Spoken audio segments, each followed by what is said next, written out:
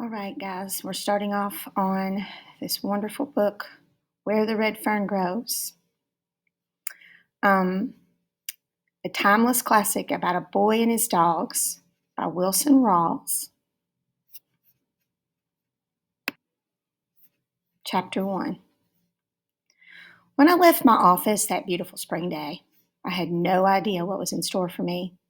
To begin with, everything was too perfect for anything unusual to happen.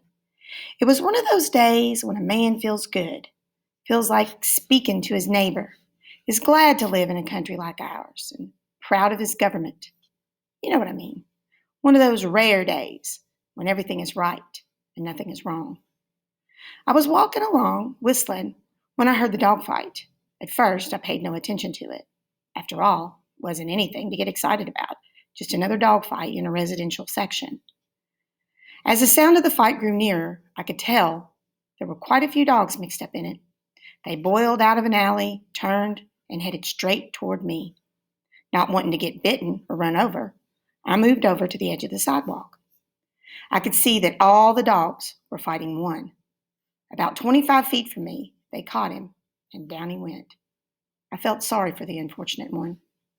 I knew if something wasn't done quickly, the sanitation department would have to pick up a dead dog. I was trying to make up my mind to help when I got a surprise. Up out of that snarling, growling, slashing mass reared an old red-bone hound. For 1 second, I saw him. I caught my breath. I couldn't believe what I had seen. Twisting and slashing, he fought his way through the pack and backed up under the low branches of a hedge. Growling and snarling, they formed a half-moon circle around him. A big bird dog, bolder than the others, darted in. The hedge shook as he tangled with the hound. He came out so fast he fell over backwards. I saw that his right ear was split wide open. It was too much for him, and he took off down the street, squalling like a scalded cat. A big, ugly cur tried his luck. He didn't get off so easy. He came out with his left shoulder laid open to the bone.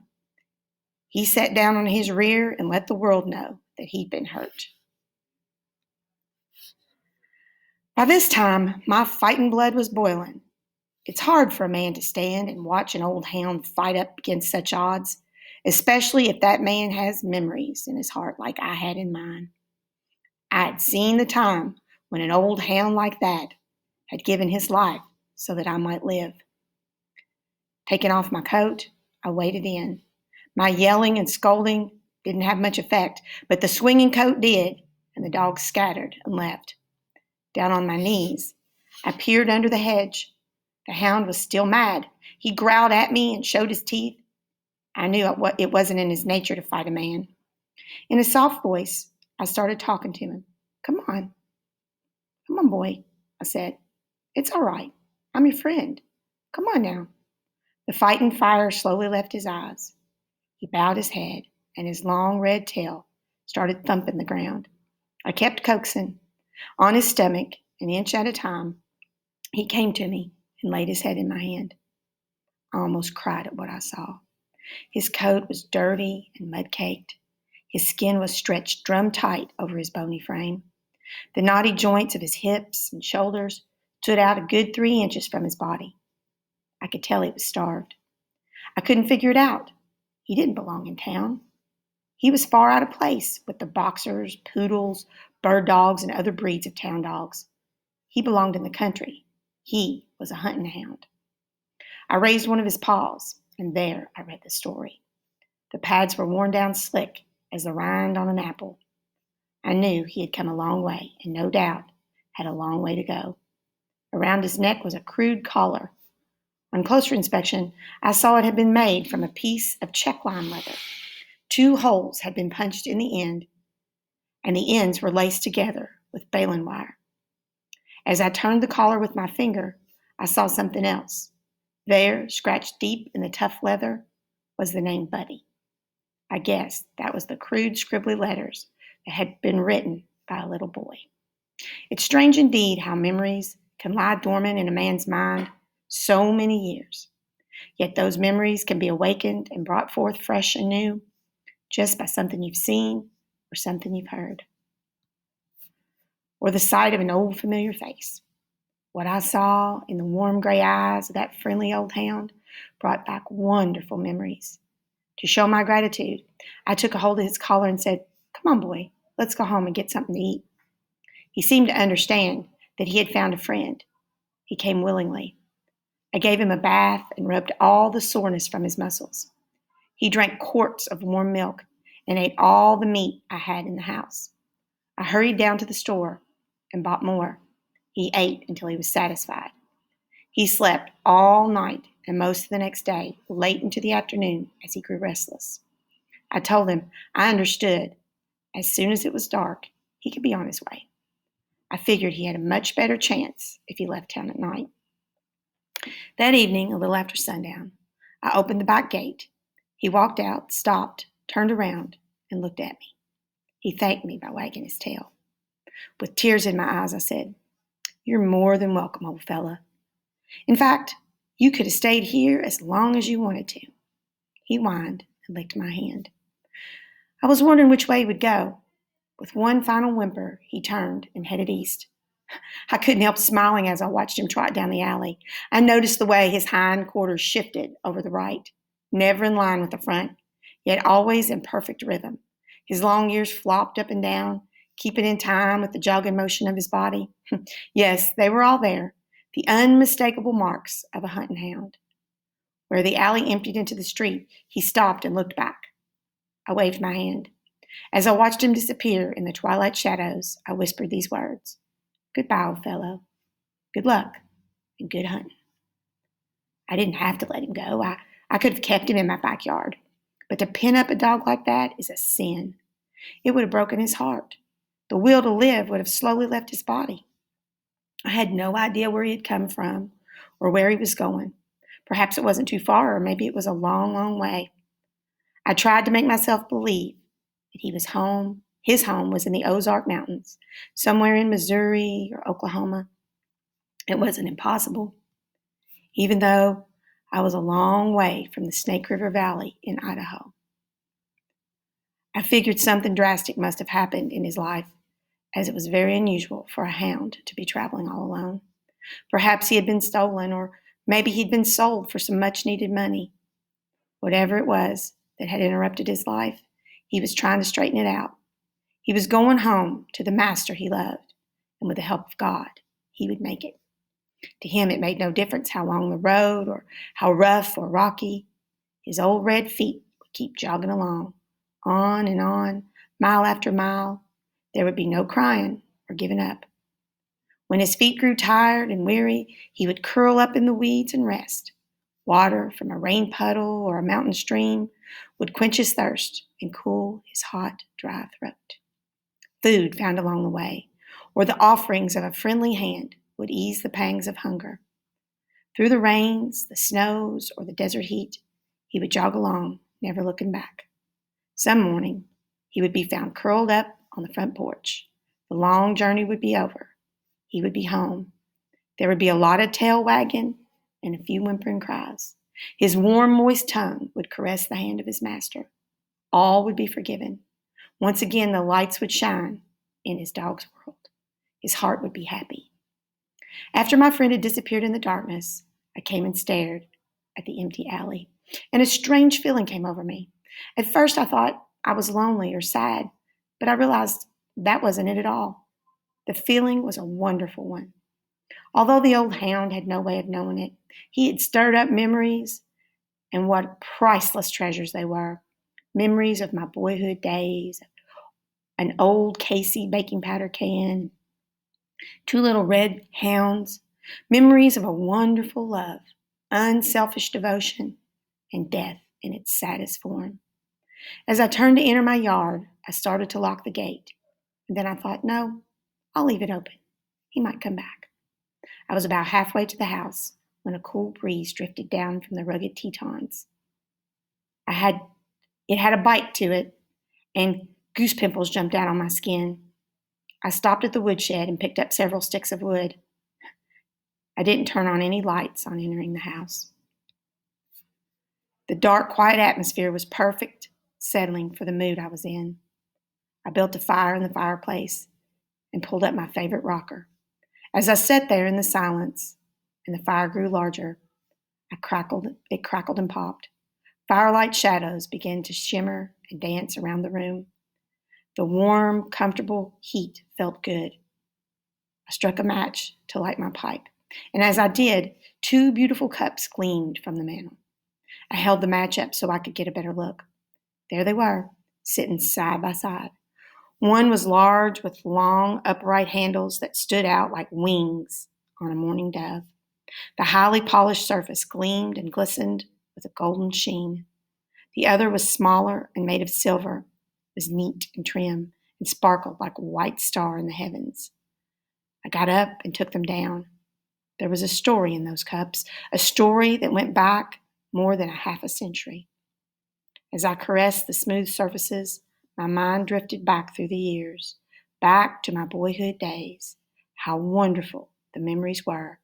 Piece by piece, the story unfolded. Chapter 2. I suppose there's a time in practically every young boy's life when he's affected by that wonderful disease of puppy love. I don't mean the kind a boy has for the pretty little girl that lives down the road. I mean the real kind. The kind that has 4 small feet and a wiggly tail and sharp little teeth that can gnaw on a boy's finger. The kind a boy can romp and play with, even eat and sleep with. I was 10 years old when I first became infected with this terrible disease. I'm sure no boy in the world had it worse than I did. It's not easy for a young boy to want a dog and not be able to have one. It starts gnawing on his heart and gets all mixed up in his dreams and gets worse and worse until finally it becomes almost unbearable. If my dog wanting had been that of an ordinary boy, I'm sure my mother and father would have gotten me a puppy. But my wants were different. I didn't want just one dog. I wanted 2, and not just any kind of dog. They had to be a special kind and a special breed. I had to have some dogs. I went to my father and had a talk with him. He scratched his head and thought it over. "Well, Billy," he said, "I heard that old man Hatfield's collie's going to have pups. I'm sure I can get one of them for you." He may as well have poured cold water on me. "Papa," I said, "I don't want an old collie dog. I want hounds, coon hounds. I want 2 of them." I could tell by the look on his face that he wanted to help me, but couldn't. He said, "Billy, those kind of dogs cost money, and that's something we don't have right now. Maybe someday, when we can afford it, you can have them, but not right now." I didn't give up. After my talk with Papa, I went to Mama. I fared no better there. Right off, she said I was too young to be hunting with hounds. Besides, a hunter needed a gun, and that was one thing I couldn't have, not until I was 21 anyway. I couldn't understand it. There I was, sitting right in the middle of the finest hunting country in the world, and I didn't even have a dog. Our home was in a beautiful valley far back in the rugged Ozarks. The country was new and sparsely settled. The land we lived on was Cherokee land, allotted to my mother because of the Cherokee blood that flowed in her veins. It lay in a strip from the foothills of the mountains to the banks of the Illinois River to the northeast in northeastern Oklahoma.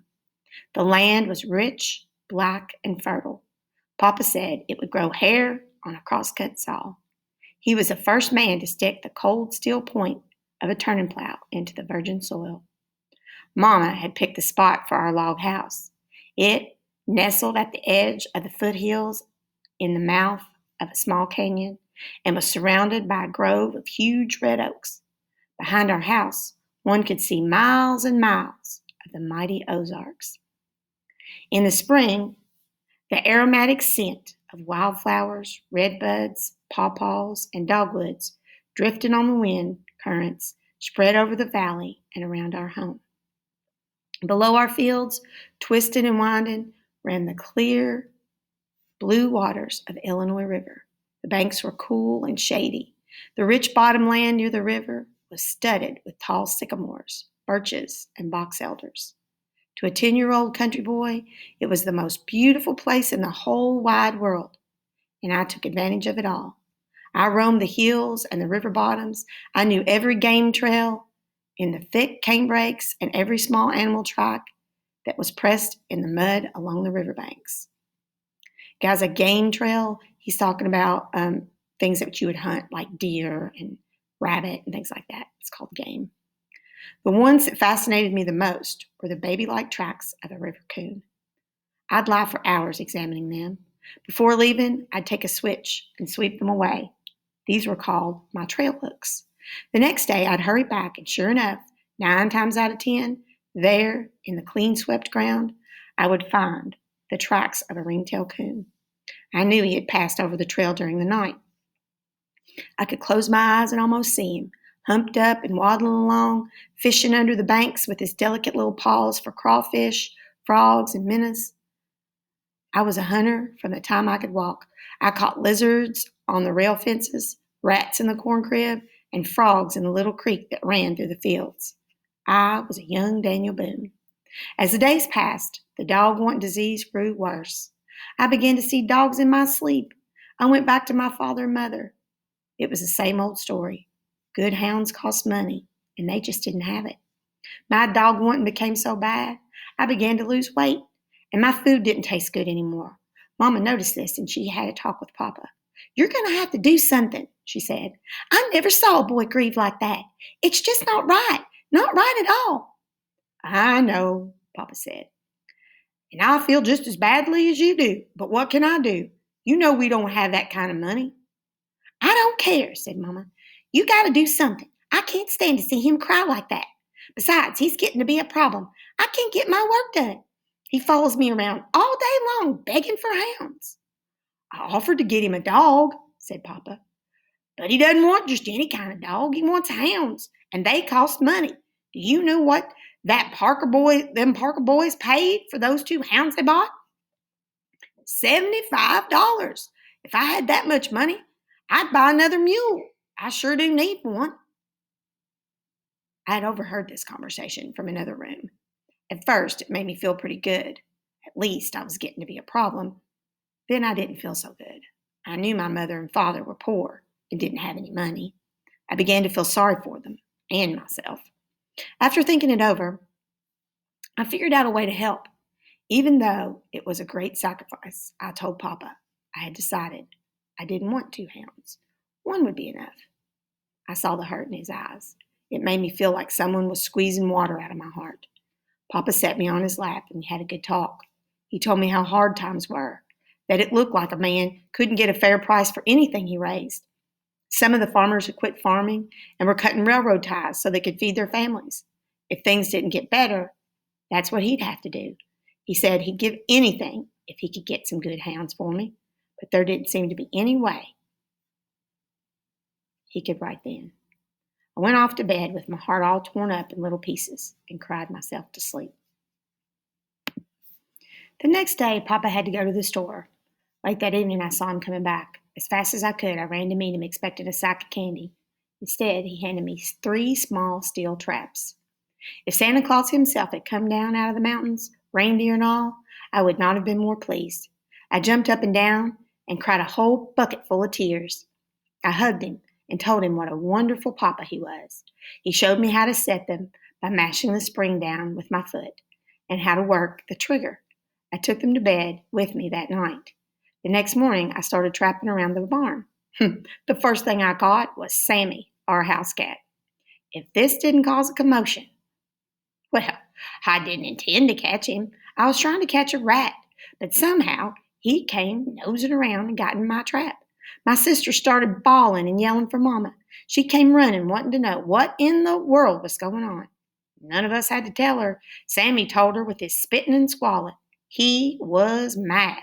He couldn't understand what that thing was that was biting his foot, and he was making an awful fuss about it. His tail was as big as a wet corn cob, and every hair on his small body was sticking straight up.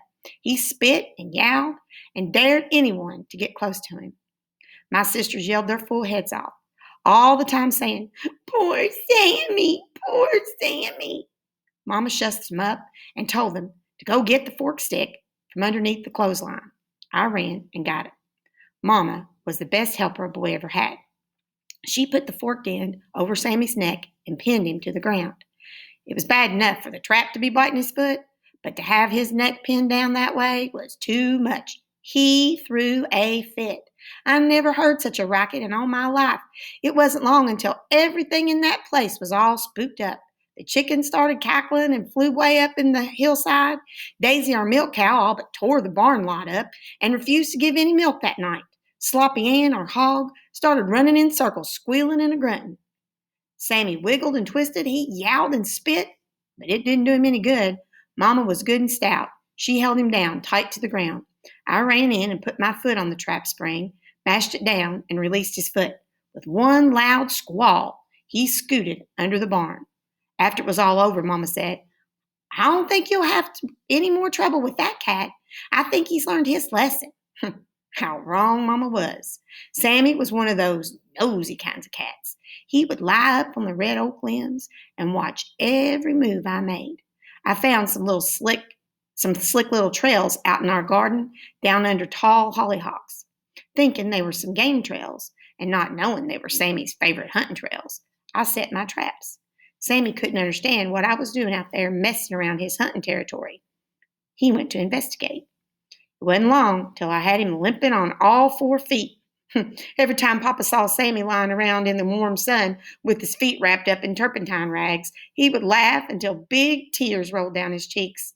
Mama had another talk with Papa. She said, "He's going to have to say something to me because if I caught that cat one more time, it would drive her out of her mind." Papa told me to be a little more careful where I set my traps.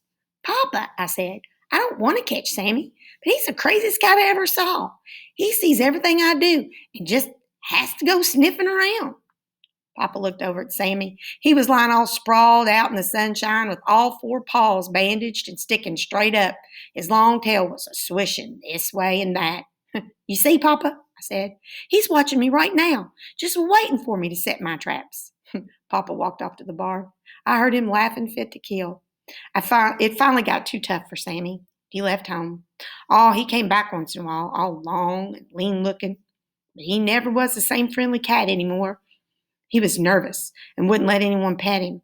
He would gobble down his milk and then scoot for the timber.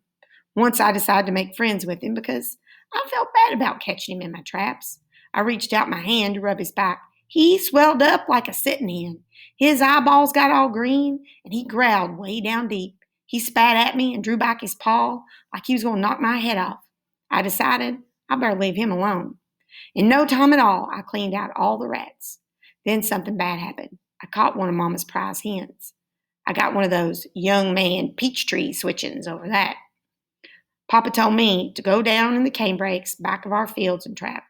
This opened up all kinds of new wonders. I caught possums, skunks, rabbits, and squirrels. Papa showed me how to skin my game. In neat little rows, I tacked the hides on the smokehouse wall. I'd stand for hours and admire my magnificent trophies. There was only one thing wrong. I didn't have a big coon skin to add to my collection. I couldn't trap old Mr. Ringtail. He was too smart for me. He'd steal the bait from the traps, spring the triggers, and sometimes even turn them over. I once found a small stick standing upright in one of my traps. I showed it to Papa. He laughed and said the stick must have fallen down from the tree. It made no difference what Papa said. I was firmly convinced that a smart old coon had deliberately poked that stick in my trap. The traps helped my dog considerably, but like a new toy, the newness wore off, and I was right back where I started from. Only this time, it was worse, much worse. I had been exposed to the feel of wildlife. I started pestering Mama again. She said, "Oh, no, not that again. I thought you'd be satisfied with the traps. No, Billy, I don't want to hear it anymore about hounds." I knew Mama meant what she said. This broke my heart. I decided I'd leave home. I sneaked out a quart jar of peaches, some cold cornbread, and a few onions, and started up the hollow back of our house. I had it all figured out. I'd go way off to some big town, get 100 dogs, and bring them all back with me. I made it all right until I heard a timber wolf howl. This stopped my home leaving. When the hunting season opened that fall, something happened that was almost more than I could stand. I was lying in bed one night, trying to figure a way out. figure out a way I could get some dogs, when I heard the deep baying of a coonhound. I got up and opened my window. It came again. The deep voice rang loud and clear in the frosty night. Now and then I could hear the hunter whooping to him. The hound hunted all night. He quit when the rooster started crowing at daybreak. The hunter and the hound weren't the only ones awake that night. I stayed up and listened to them until the last tones of the hound's voice died away in the daylight hours. That morning I was determined to have some hounds. I went again to Mama. This time I tried bribery. I told her if she'd get me a hunting dog, I'd save the money I earned from my furs and buy her a new dress and a box full of pretty hats. This time I saw tears in her eyes. It made me feel all empty inside, and I cried a little too. By the time she was through kissing me and talking to me, I was sure I didn't need dogs at all. I couldn't stand to see Mama cry. The next night I heard the hounds again. I tried to cover my head with a pillow to shut out the sound. It was no use. His voice seemed to bore its way through the pillow and ring in my ears. I had to get up and again go to the window. I'm sure if that coon hunter had known that he was slowly killing a 10-year-old boy, he would have put a muzzle over his hound. Sleep was out of the question. Even on nights when I couldn't hear the hound, I couldn't sleep. I was afraid if I did, he would come and I would miss hearing him. By the time hunting season was over, I was a nervous wreck. My eyes were red and bloodshot. I had lost weight and was thin as a beanpole. Mama checked me over. She looked at my tongue and turned back one of my eyelids. If I didn't know better, she said, I'd swear you weren't sleeping well. Are you? Why, Mama, I said, I go to bed, don't I? What does a boy go to bed for if it isn't to sleep? By the little wrinkles that bunched up on her forehead, I could tell Mama wasn't satisfied. Papa came in during one of these inspections. Mama told him she was worried about my health. Oh, he said, there's nothing wrong with him. It's just because he's been cooped up all winter. A boy needs sunshine and exercise. He's almost 11 now, and I'm going to let him help me in the fields this summer. That will put muscles back on him. I thought this was wonderful. I'd finally grown up to be a man. I was going to help Papa with the farm.